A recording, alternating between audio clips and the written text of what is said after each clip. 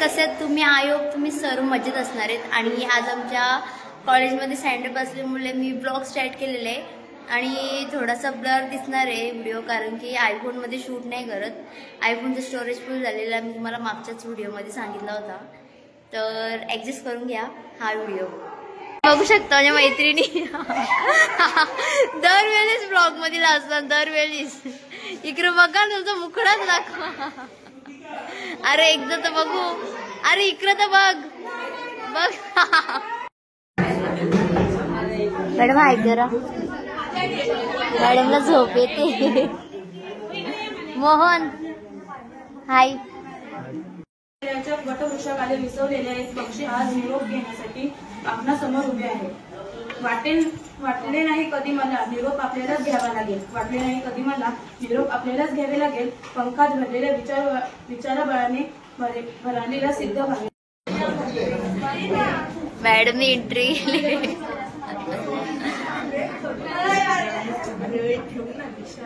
बाबा आता आली.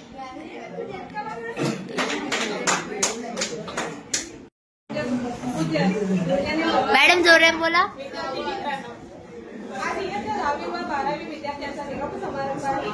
खरं तर निरोप समारंभ म्हणजे क्षणोक्षणी डोळ्यांचा कडा बोलावणारा प्रसंग आहे. निरोप म्हणजे सुख दुःखाचे संमेलन. निरोप म्हणजे आपल्याला प्रवासातील एखादी दूर जाणे होय. निरोपाचा क्षण नाही, शुभेच्छाचा क्षण आहे. पाऊल बाहेर पडताना रंगवणारा मन आहे. निरोपासाठी एका डोळ्यातच हसू तर दुसऱ्या डोळ्यात असू, असा हा क्षण आहे. शेवट तुमच्याकडून कधीच होणार नाही, कारण या शाळेत तुमचं नातं जुळलेलं आहे.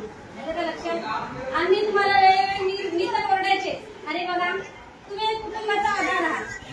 सारखी ओरडायचे, कारण तुमचं भविष्य आहे. तुम्हाला पुढे याच टप्प्यातून पुढे जायचं आहे आणि म्हणून ओरडायचो. त्याबद्दल तुम्हाला वाईट वाटलं असेल, पण माझ्या मताचं वाईट वाटून घेऊ नका. आमच्याकडून बोल. मॅडम जोरात. 10वीच्या आणि 12वीच्या विद्यार्थी आणि विद्यार्थिनीमध्ये तुम्ही खूप छान आहात. 8वीला जेव्हा तुम्ही येतात शाळेत अगदी एवढी असतं, मॅडम आवरे ना, एवढंच असतं. 8वीला जसं येतात ना तेव्हा अगदी लहान. 9वीला गेले की तुम्हाला असं वाटतं की आम्ही खूप मोठे झालो. पण 10वीला जसं जातात तुम्ही खूप छान होता, मोठे होतात आणि तुमचं सगळं माइंडसेट चेंज होत जातं. पण अभ्यासावर आहे हे आमचं मत असतं. काही लोकांचं असतं की मस्ती करण्यात एक तुमचे माइंडसेट बदलत जातो, पण हे बदलू नये आम्ही विचार करत असतो. आणि वेळोवेळी म्हणून तुम्हाला सगळे शिक्षक हे सांगत असतात की तुम्ही तुमचं माइंडसेट बदलू नका, अभ्यासाला लागा.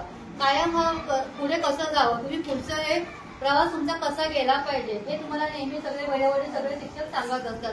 आणि तुमचं करिअर कसं तुम्ही घडवावं हेच, आणि चांगलं करिअर घडवावं हे आमची अपेक्षा आहे नेहमी. सो मी एवढीच तुम्हाला सांगेल, आता तुमचं जी परीक्षा आहे त्याच्यासाठी चांगला अभ्यास करा, चांगले मार्क मिळवा आणि all the best to all my students. Madam रडवला, मॅडम तुम्ही रडवला.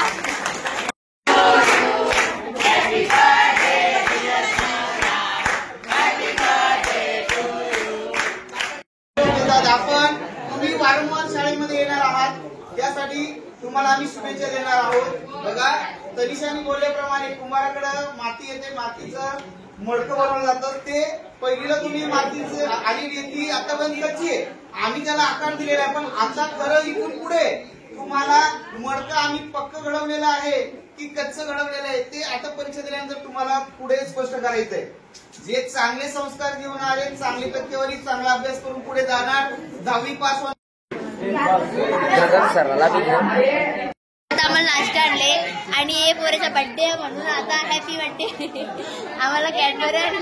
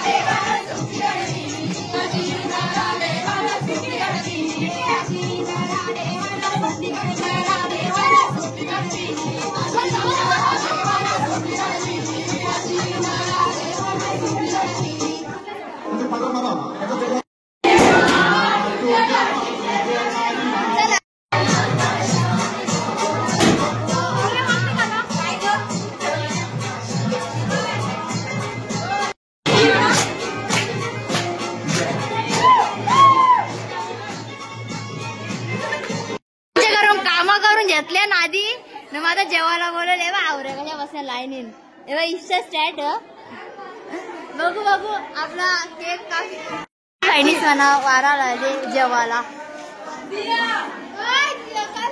एव्हा दिला तोंडावा आता आम्ही जेवू नाचलो कधी 6वी पासून आम्ही एकत्र होतो आणि आता ये एंडिंगला तू अशी वागायला लागली हा ही एक तीच नाही तू पण एक सांगू नका तुमचं प्रेम बघा किती मुलींना भात वाढायला आले मॅडम मम्मी जेवायला वाढते आम्हाला मम्मी हाय कर